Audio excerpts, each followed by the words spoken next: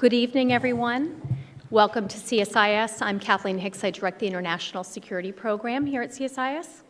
I have the great pleasure of being able to introduce the Right Honourable Theresa May, the Home Secretary for the United Kingdom. Before I do that, it is my responsibility to give a brief safety announcement. We feel very secure here at the center, but we take it as a matter of course to just remind you there are exits behind you. And there are exits on the other side of me. In the case of any emergency, we'll exit out of the building if we can across the street, and just follow me if it gets more complicated than that. So without further ado, as I said, it's my pleasure to introduce the Right Honourable Theresa May, who was appointed Home Secretary of the United Kingdom in May of 2010. In this role, she is responsible for oversight of immigration, citizenship, and domestic counterterrorism. Obviously, since the November attacks in Paris, these issues are at a forefront for all nations, particularly those in Europe, and we look forward very much to hearing from her today about the UK's plans and policies with regard to domestic counterterrorism. Theresa May was the Minister of Women and Equalities from 2010 to 2012 as well. She's held several cabinet positions within Parliament since 1997, including as a member of the Shadow Cabinet from 1999 to 2010. And from 2002 to 2003, she also has the notable case of being the first female chairman of the Conservative Party in the United Kingdom. So without further ado, please join me in welcoming the Right Honourable Theresa May.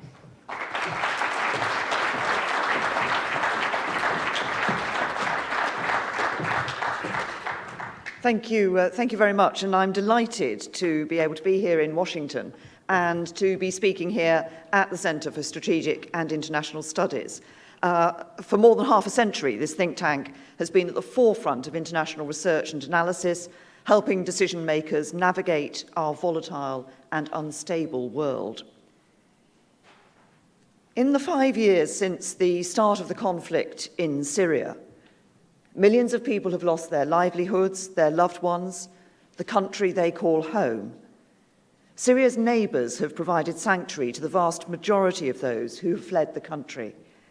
But when more than 1 million people from Syria and elsewhere sought to travel to Europe last year, the debate changed. The problems of failed and fragile states, not just in Syria but across the Middle East and Africa, are no longer confined to those regions.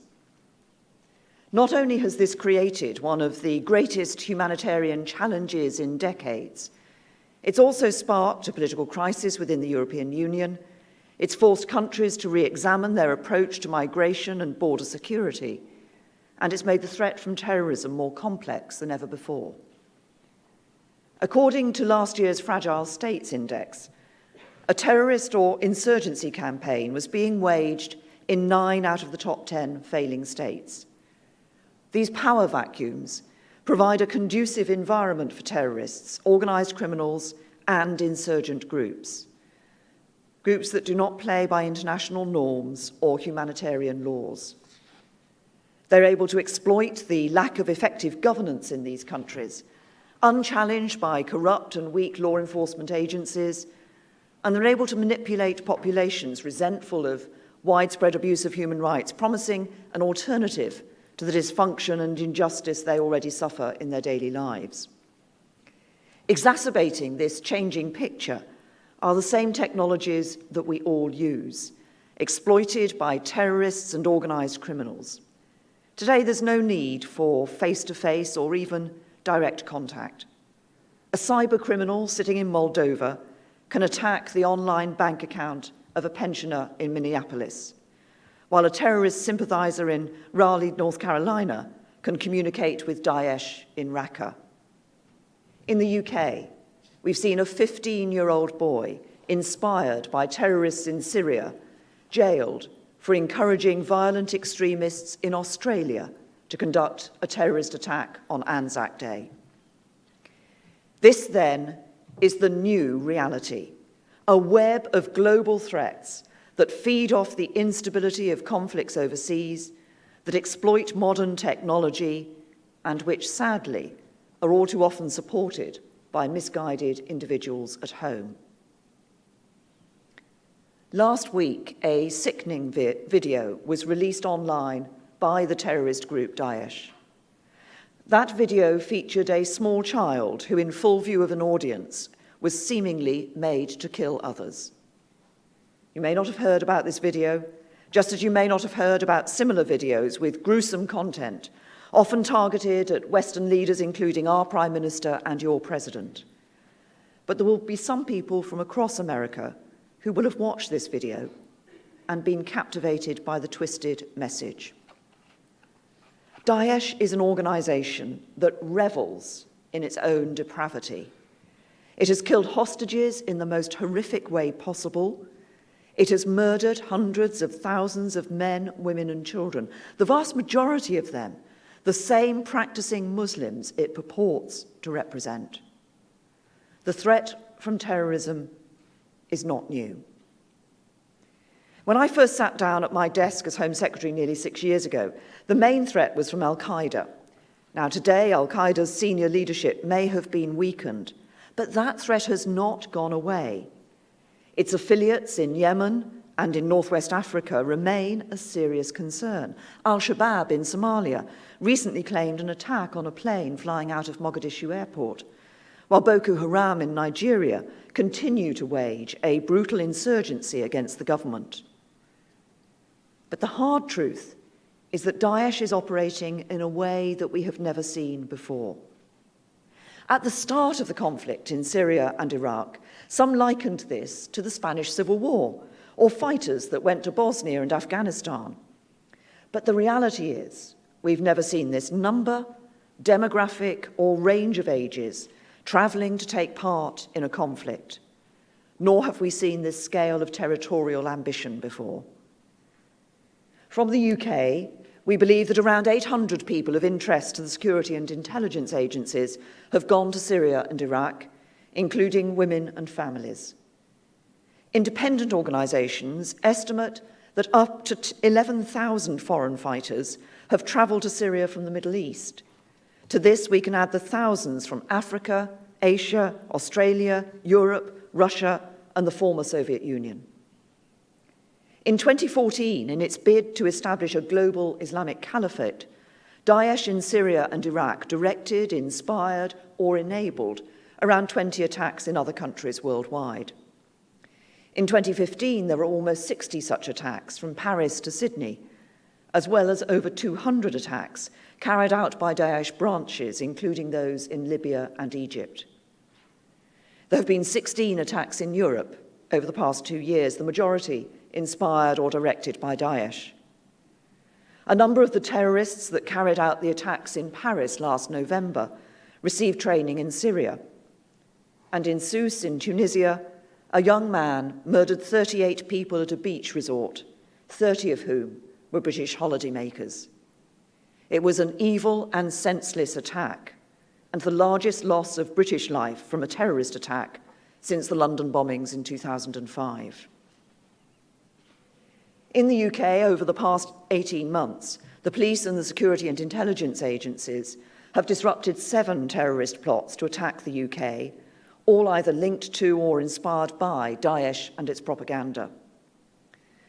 The number of people arrested for terrorism-related offences has increased by over a third in the last year to a total of 315. And as the threat has continued to morph and adapt, the strength of our security at home has prompted terrorists to seek out new methodologies, new evasive methods, and new spaces in which to carry out their crimes. And we must, in turn, adapt our response. In the UK, we recently announced that we will make new funding available to our security and intelligence agencies to provide for an additional 1,900 officers at MI5, MI6, and GCHQ to better respond to the threat we face from international terrorism, cyber attacks, and other global risks. To ensure they have the powers they need to do their jobs in a digital age, we're committed to introducing legislation that both protects the security of our nation and the public's private lives. Our draft Investigatory Powers Bill brings together all of the powers already available to law enforcement and the security and intelligence agencies to obtain communications and data about communications. It introduces a double lock on the way these powers are authorised, using Secretary of State approval, backed up by the decision of a judge, and it ensures these powers are fit for the digital age. The government's now received 3 parliamentary committee reports on the draft legislation, and we're carefully considering their recommendations. However, I want to make one thing clear on a subject that resonates on both sides of the Atlantic. The British government believes encryption plays a valuable role in today's society. It helps keep people's personal data and intellectual property safe from theft by cyber criminals. It helps our economy grow and prosper. But as President Obama has said, we cannot be in a situation where technology is also used by terrorists and criminals to escape justice. The government has a responsibility to protect national security and ensure public safety. Communications service providers have a responsibility to their customers to ensure their privacy. Together, we can find a way that achieves both. But the Investigatory Powers Bill is not the only new legislation we've introduced to keep our citizens safe. We've introduced a power to temporarily seize passports of those suspected of travelling to engage in terrorism overseas. And we've extended our ability to refuse airlines the authority to carry people to the UK who pose a risk. The legislation is designed to underpin the delivery of Contest, our world-leading counterterrorism strategy. Pursuing terrorists, protecting people and infrastructure, and preparing in case of an attack are 3 pillars of that strategy. But crucially, it contains a 4th pillar, aimed at preventing people from becoming radicalised in the first place. Because unless we address the circumstances in which radicalisation and terrorism thrives, we will always be fighting a rearguard action against it. To do this, we work with sectors and institutions where people are at risk of radicalisation or where there are opportunities to intervene. We work in prisons, with educational institutions, in communities and online. We support community-based initiatives up and down the country that aim to challenge terrorist propaganda and communicate an effective counter-narrative. We work with internet companies to remove terrorist propaganda online. And we've established a programme, Channel, designed to protect and divert vulnerable people who we know are at risk of becoming radicalised. This work can be controversial, but it's too important to ignore. And it's vital not only for our national security, but in safeguarding vulnerable people from harm. Since Channel was rolled out nationally in April 2012, there have been more than 4,000 referrals to the programme. Of those referrals, hundreds have been provided support by trained intervention providers to help lead them away from radicalisation. However, we want to go further than preventing people from becoming terrorists. We want to focus on a broader approach to counter-extremism, both violent and non-violent.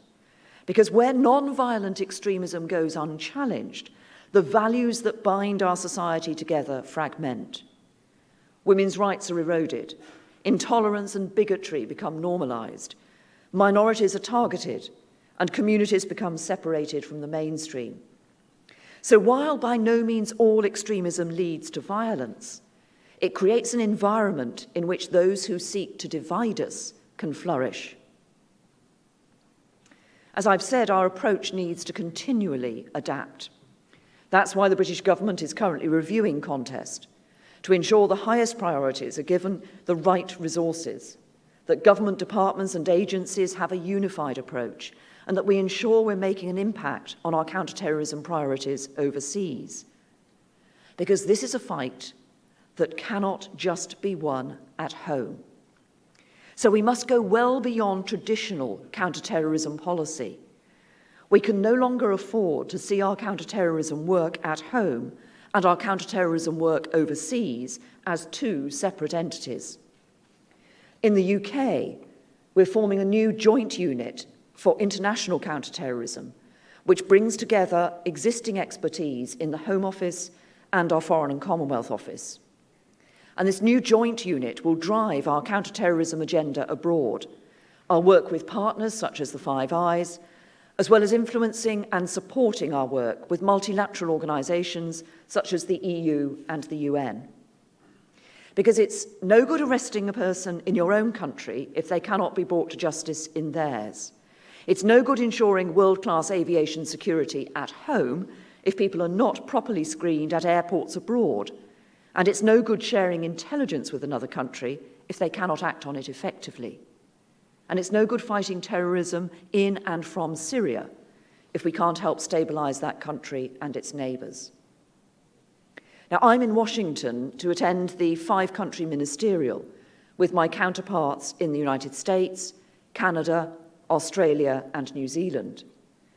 Together, we will expand upon the successful cooperation between our countries on issues of national security, which we've built over the past decades. And faced with the growing threat that I've described, we must act with more urgency, with greater joint resolve than we have before. We must be more open to sharing intelligence with our partners and more proactive in offering our expertise to help others.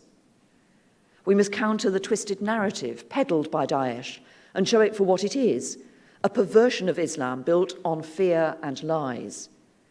And we must organise our own efforts more effectively if we're to bring order to those failed states most beset by disorder and disarray.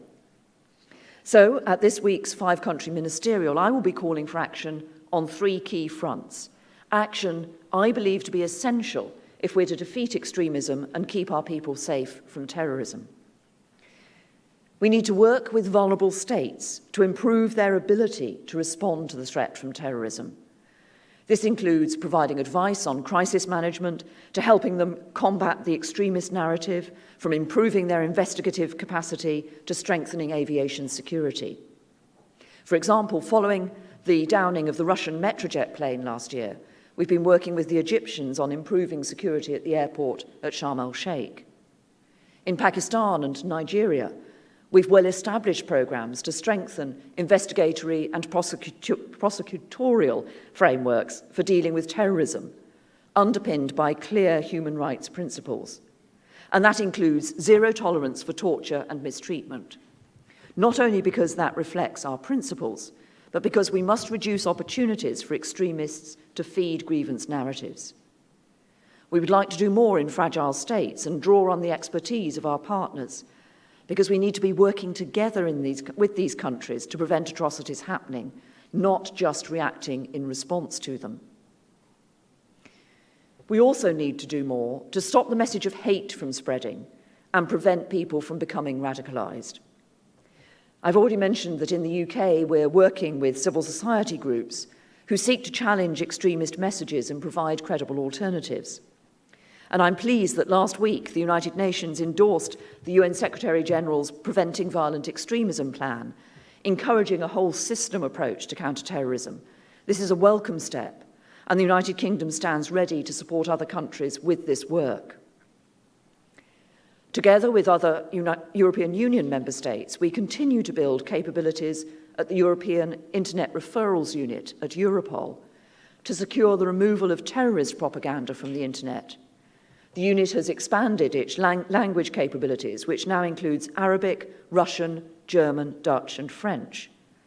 But we need other like-minded groups to come on board and reduce the scope for terrorist groups to spew their hate online. And I would like to see the United States, Canada, New Zealand, and Australia, Britain's Five Eyes partners, taking the same approach in working with communications service providers to tackle this propaganda. We need other like-minded groups to come on board from all corners of the world to reduce the scope, as I say, for terrorist groups to spew their hate online and undermine their twisted narratives. Finally, and most importantly, we need to bring much greater order and joint resolve to the disparate work taking place internationally and a comprehensive and coherent response to the common threat. It's great to see the potential of capacity-building initiatives in many countries, whether that's sharing intelligence between European agencies, training law enforcement in Tunisia, or counter-violent extremism projects with civil society groups in Kenya. These measures can have real impact. But governments and organisations often undertake similar things in the same place with too little join-up. Like-minded nations too often work in parallel rather than in partnership, and we need a much better understanding of what really works. Bodies such as the Global Counterterrorism Forum and the Radicalization Action Network regularly convene policymakers, practitioners, and experts from governments, multilateral organizations, and NGOs to discuss their approaches and to share best practice. But we must now focus on practical delivery and translate this expertise into action. There's been some useful progress in the past year. In December last year, the UN held the first meeting of Security Council finance ministers in its 70 years history. Together with our allies, we agreed on new measures to update the UN counterterrorism sanctions regime to focus on Daesh in order to deny it the access to the resources they need and to identify and exploit the vulnerabilities in their financial network.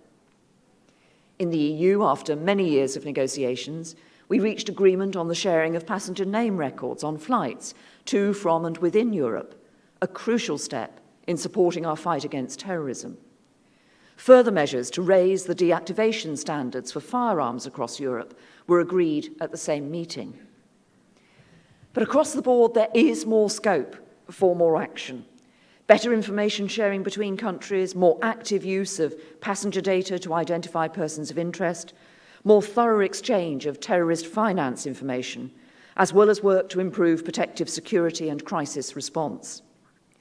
For the EU to deliver on the security of its members, it must be a forum for taking action and garnering a collective response.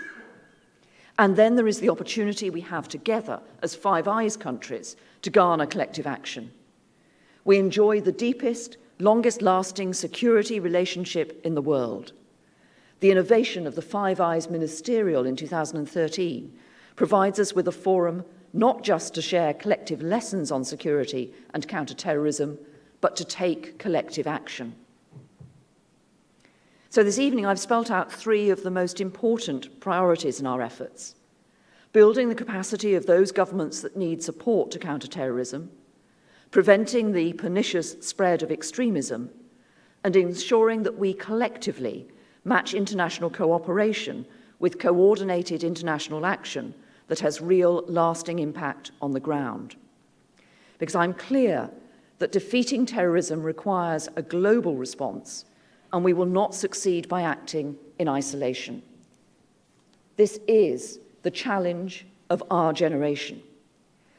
Extremism is spreading, threatening and taking lives, not just in our countries, but in other lands. It thrives in the disorder created by fragile and failing states. It's contributing to, and in some cases exploiting, mass migration. It's turning the benefits of modern technology to its twisted ends. If we're to deal with this threat effectively, we can no longer look simply for domestic solutions. There must be international cooperation, a common approach, free flows of intelligence and information, and the closing of technological gaps which the extremists exploit. Together, we can defeat terrorism. We can stop the spread of extremism. We can save lives, not only from terrible attacks, but from the damage and destruction which is wrought. It is a challenge for our generation, and it is a challenge that we must win. Thank you.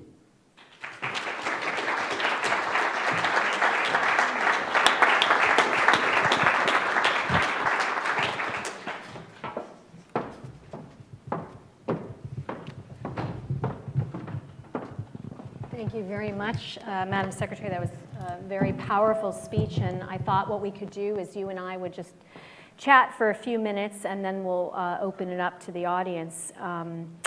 You know, I think your message about the international aspect is very important. I do want to get to that, but let's start at home, if you will, in the UK.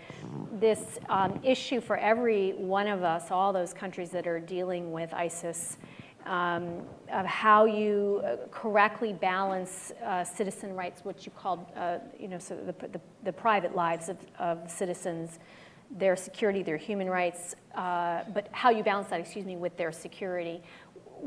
How do you, in day-to-day action as the Home Secretary, think and work through that balance to get it right? Well, it's a constant issue that we have to be looking at, and you're right. And I suppose, in a sense, as Home Secretary, one of the tasks I have often on a daily basis, which is to sign off the warrants for intrusive surveillance, actually does just that. It's constantly looking at the necessity and proportionality of those decisions, which of course has to consider that balance between privacy and security.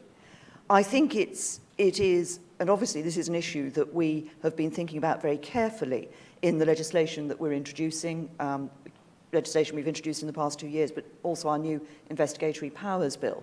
And that's why within our Investigatory Powers Bill, we will be strengthening the safeguards for people in terms of the exercise of those powers, including, as I indicated earlier, this double lock, for example.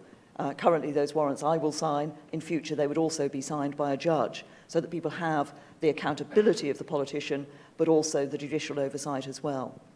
And has the migration crisis changed fundamentally, you think, how the British public views this balance, or has there been a consistency of viewpoint in terms of how to get this right? Well, the polling evidence in the UK is normally that a majority of people want to see law enforcement and intelligence agencies having the powers they need to keep people safe and secure.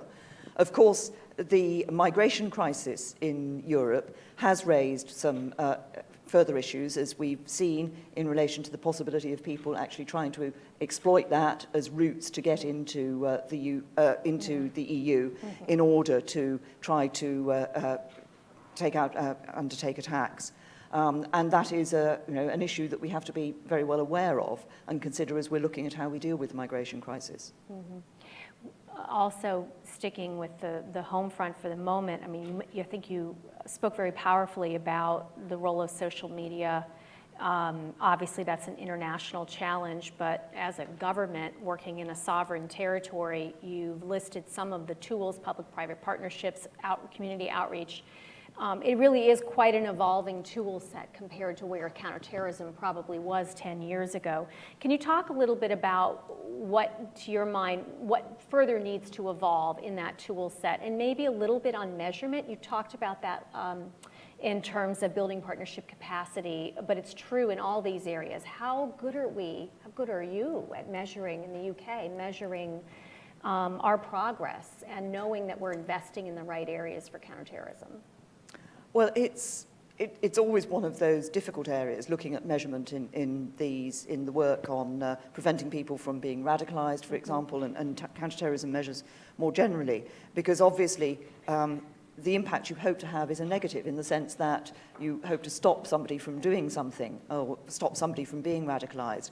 But we have been looking at how we are able to measure these, and I think we can see and point to those areas that do have an impact. And that's an important part of the discussions we have internationally as well, is to be able to discuss among ourselves what it is that works, what it is that has most impact. But we need a whole range of tools in the tool set, as you describe it, in order to be able to deal with these issues today. And you mentioned one of those tools, of course, is information sharing, which is a challenge in almost any security realm. Where do you see the major stumbling blocks, going forward for counterterrorism information sharing? Well, I think it's important that when we're working together and sharing information, obviously you have to have basic formats in which you're able to do that, and to do it in a way which recognises the individual needs of particular countries. And of course, not everybody has perhaps developed their capabilities in these areas in the same way. And so one of the important areas here is to have that constant international discussion to ensure that the work we're doing, for example, bringing the Five Eyes countries together, to ensure that we are able to have not just information sharing for the sake of it, but actually something that's going to be useful. Right. You're here in the United States, as you said, you're meeting with your Five Eyes counterparts, but we are probably largely a U.S. audience. What's the one or two top things that are your ask list for the United States? What can we do? What should we be doing as part of the international effort against ISIS, or in particular, perhaps, to be helpful to the UK in its fight? Well, I mean, we all share the same threat and working together to deal with this threat.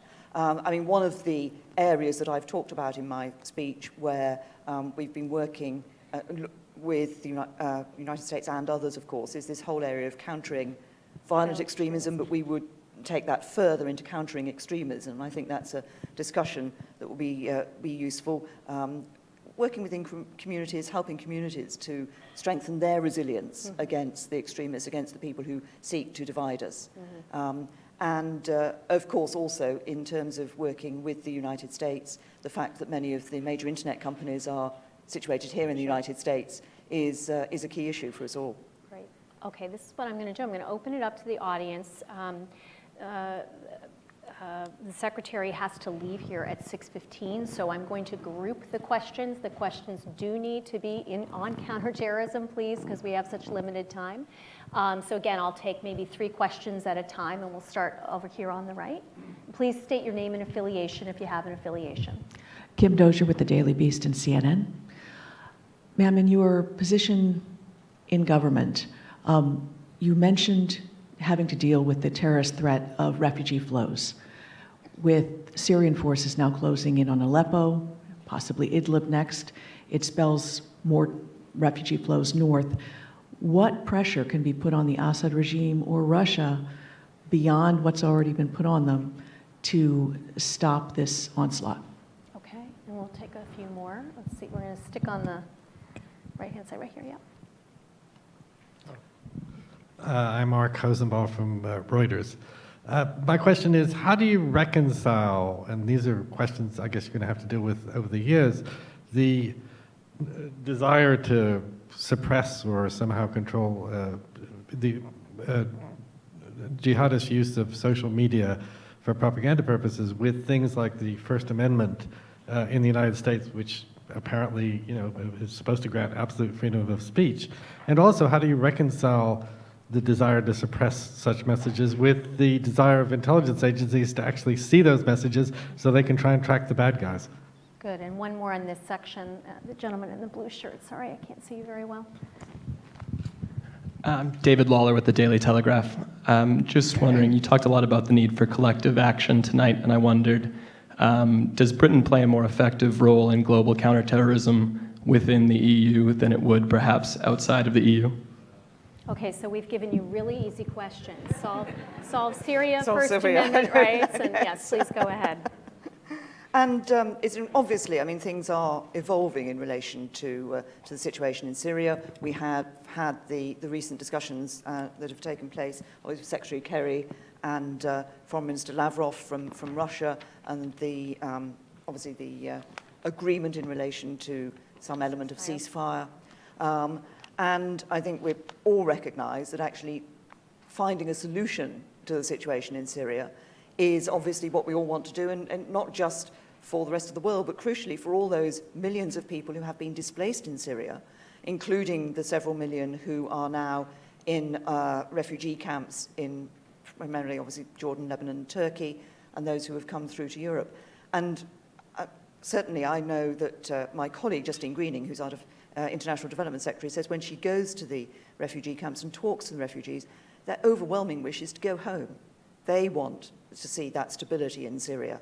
But there is no magic solution that is suddenly going to deliver this. It's going to take a lot of diplomatic effort, as is already going in, and a lot more hard work in order to bring that about.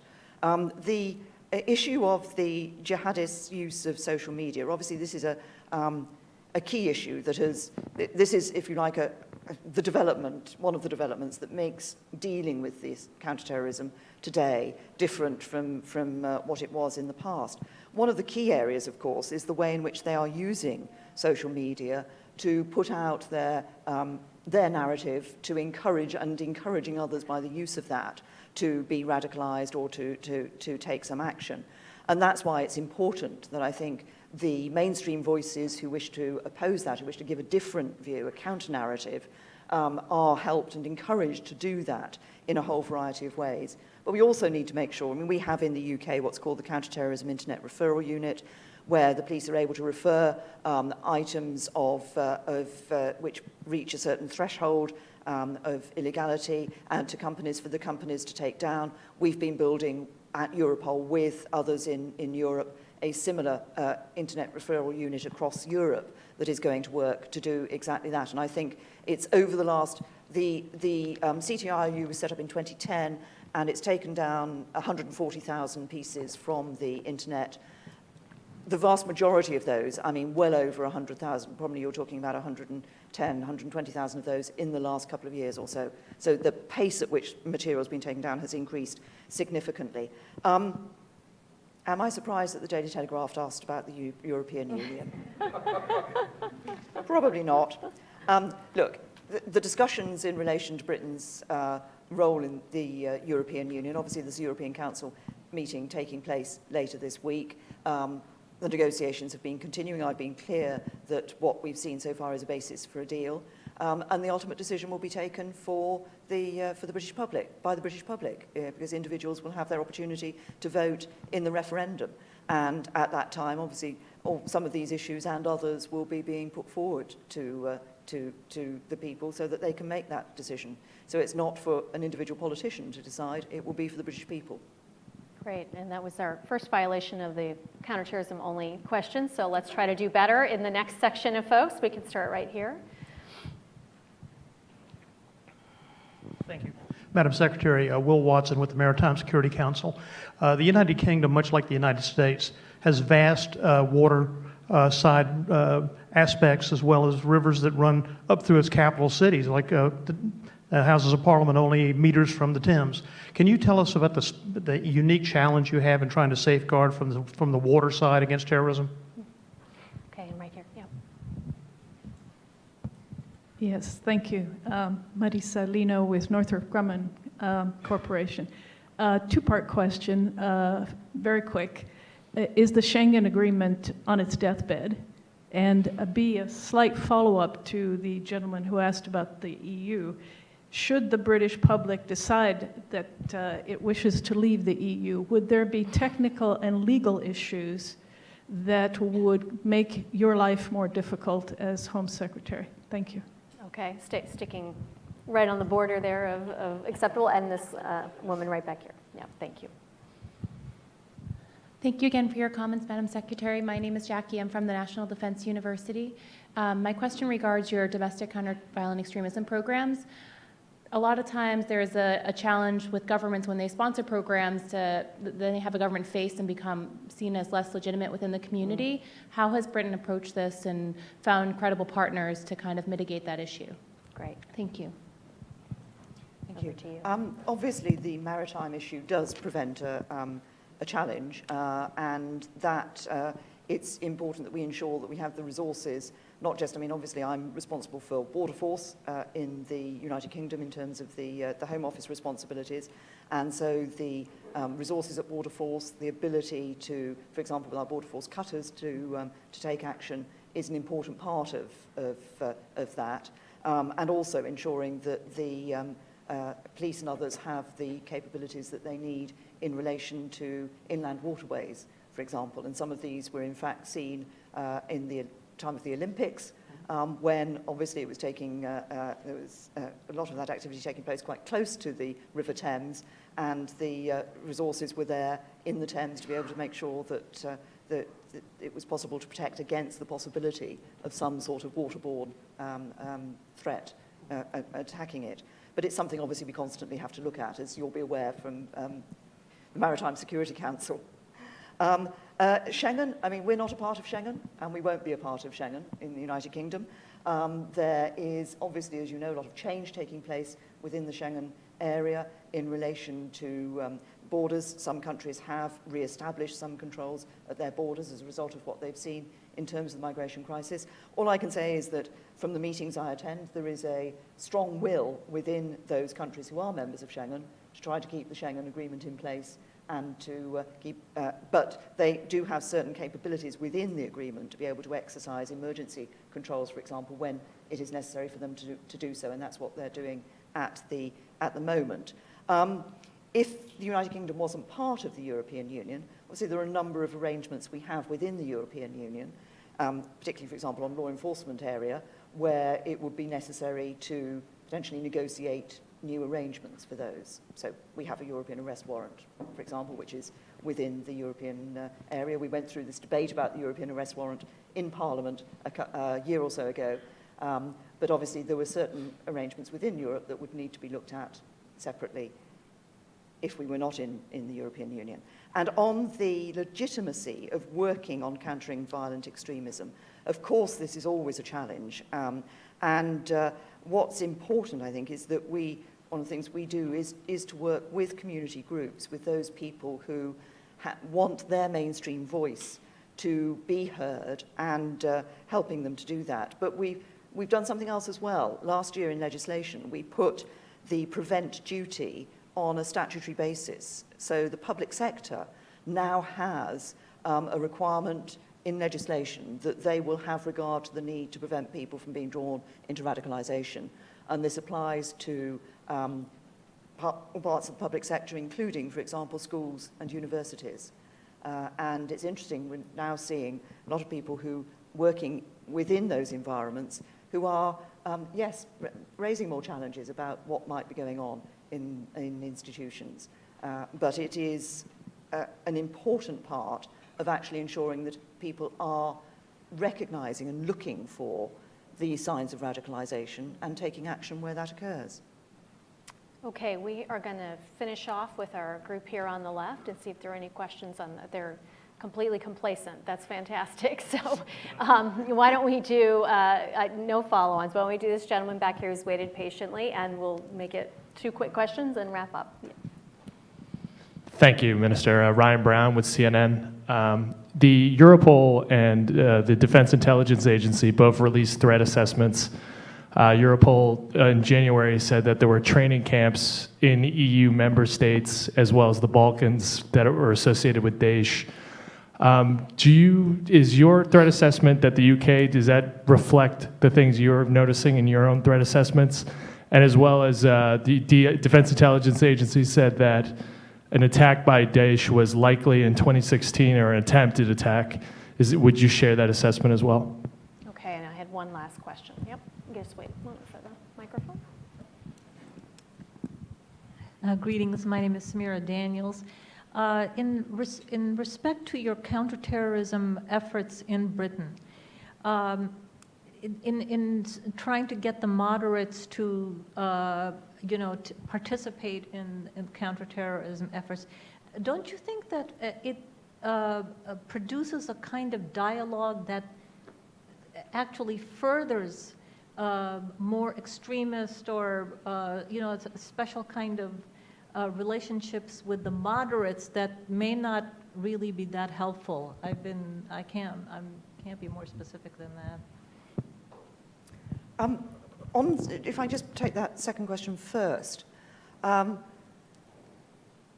obviously you always have to think carefully about how you're presenting the arguments.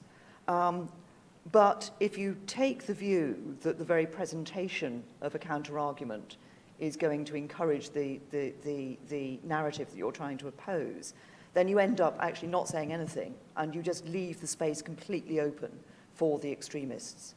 It is so important that we do provide that counter-narrative, that we do work with community groups. And there are many people who do want their voice to be heard and challenge. And, for example, people who will say, when they see these terrorist attacks, they are not in my name.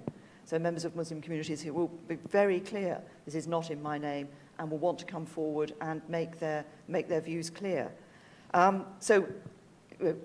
We do work with, but it's important not to leave the space completely clear for the extremists to be able to give their narrative. We do need to be able to counter that narrative.